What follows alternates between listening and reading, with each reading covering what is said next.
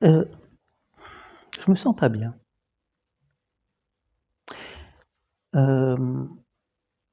Comment vous dire ça?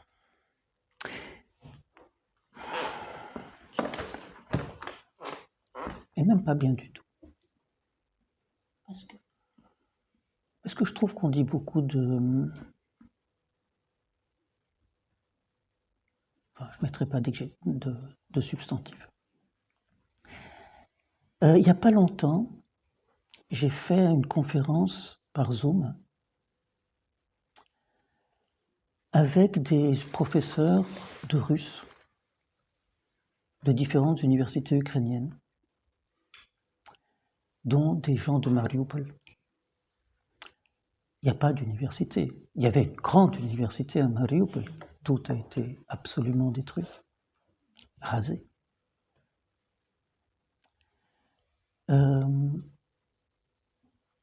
Tout le monde a été soit massacré, soit déporté, soit a pu se sauver.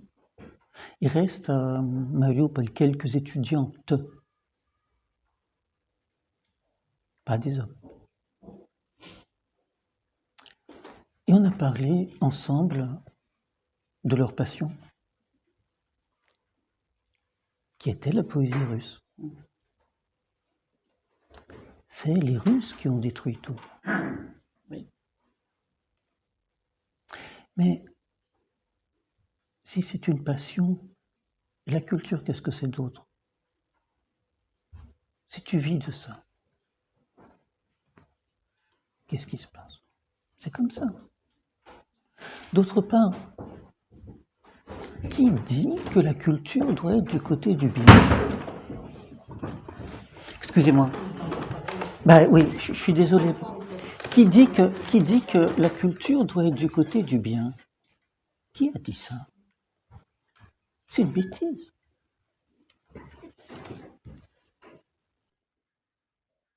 Oui, mais nous, on Excusez-moi, j'ai peut pas être fini. du côté du bien, non? Non. C'est très facile de se dire du côté du bien. Non, c'est très confortable. Oui, c'est la vie, le bien, et c'est la mort, c'est le mal. Écoutez, moi, je suis très heureux que vous soyez heureuse. Je suis malheureuse qu'on met pied pour les Ukrainiens. Voilà. Mais c'est très bien d'être du côté du bien, et c'est très bien d'être contre le mal. Mais sorti de ces truismes, peut-être on peut essayer de faire un peu autre chose. Donc voilà. J'ai traduit, sans parler l'allemand, mais avec des étudiants allemands, des poèmes de Paul Celan.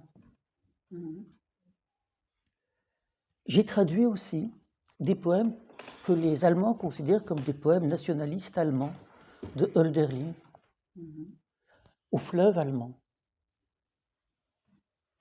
Et j'ai montré, et j'ai découvert, mais je le savais, mais j'ai montré aux étudiants allemands qui lisaient ça comme des hymnes à l'hitlérisme,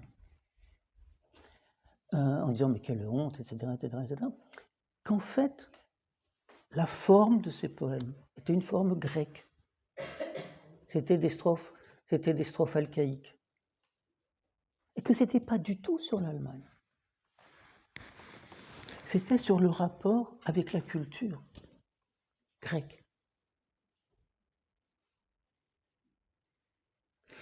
Et voilà. J'ai peu d'illusions sur le philosémitisme de Wagner. Et alors?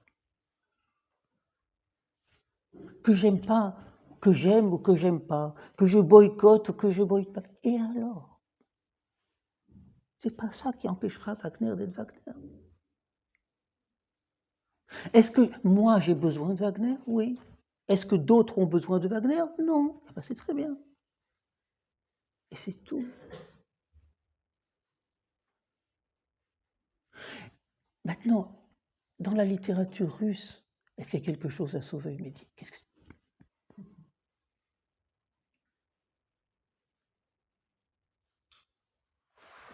que tu veux que je dise à ça?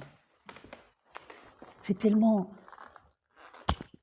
Mais est-ce qu'il y a quelque chose à sauver dans la poésie espagnole, du XVIe siècle. Pendant qu'il y avait la grande poésie espagnole du XVIe siècle, il y avait un génocide comme on a rarement vu en Amérique du Sud. Est-ce qu'un seul des poètes espagnols ont dit quoi que ce soit contre? Pas du tout, trouvez ça normal. Est-ce que c'est bien? Non, c'est pas bien. Et alors? Ça nous plaît, ça peut ne pas nous plaire, mais c'est comme ça. Je suis un grand admirateur des poèmes d'Ezra Pound. Je ne suis pas un fanatique des idées d'Ezra Pound.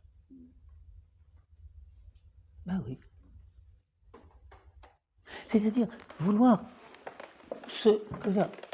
annuler, c'est se donner beaucoup d'importance. C'est juste vain. Ça fait plaisir parce qu'on a l'impression qu'on est dans l'action. Mais c'est vain.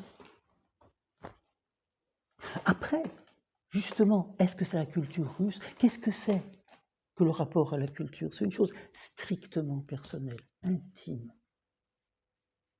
Mais on connaît tellement de gens cultivés qui sont des monstres. Dans leur vie privée, dans leur vie quotidienne, dans leur vie.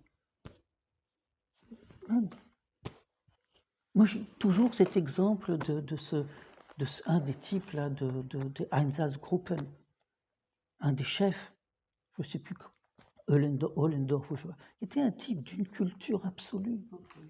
Ouais. Alors, est-ce qu'on n'a jamais vu un seul fait culturel arrêter un assassin? Je veux dire, d'un point de vue global. Bien sûr que non. Bien sûr que non. Pourquoi veut-on que la culture sauve les gens? C'est idiot.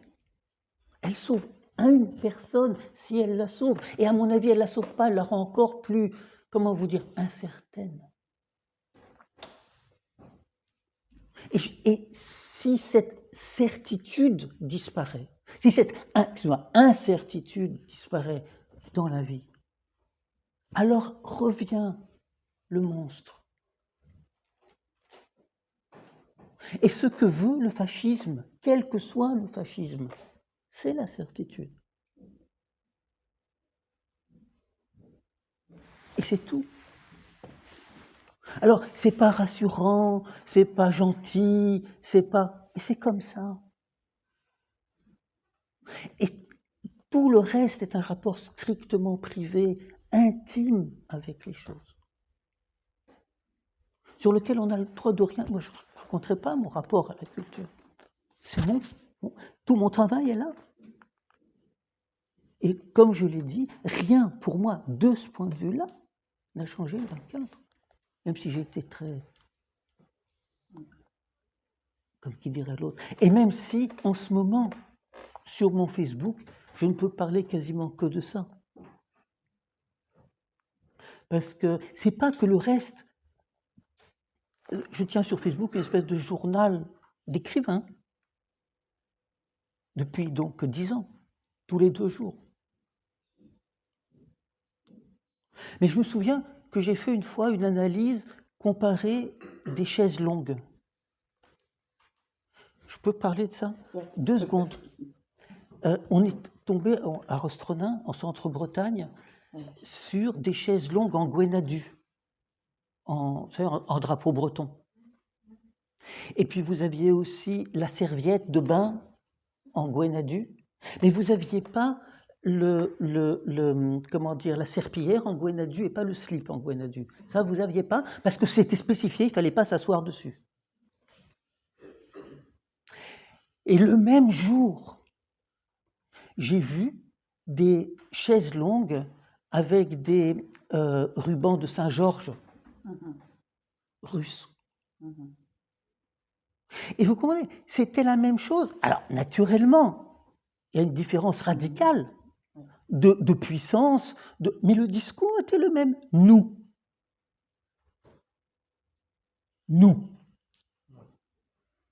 Alors, quand c'est Poutine qui dit « nous », et que tu vois à côté de la chaise longue en drapeau de Saint-Georges des images de, comment dire, de pulls où tu as des chars, tu vois, pulls de femmes à motif de chars d'assaut. Tu dis, tiens, ça c'est quelque chose. Il n'y a pas ça en Bretagne. Il n'y a pas ça en Bretagne. Il n'y a pas ça en Bretagne. Sinon, on serait mort.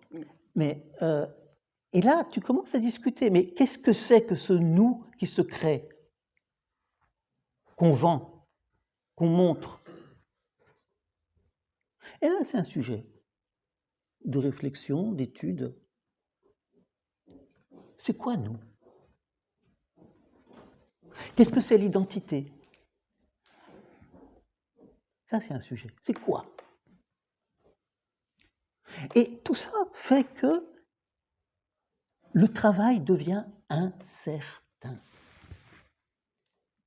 Et justement, comme disait Cécile, et c'est sur ça que je suis d'accord avec elle, complexe. Et indifférent. C'est-à-dire que tu peux aimer ou ne pas, tu peux refuser ou ne pas refuser Pouchkine ou qui que ce soit, ça ne changera rien.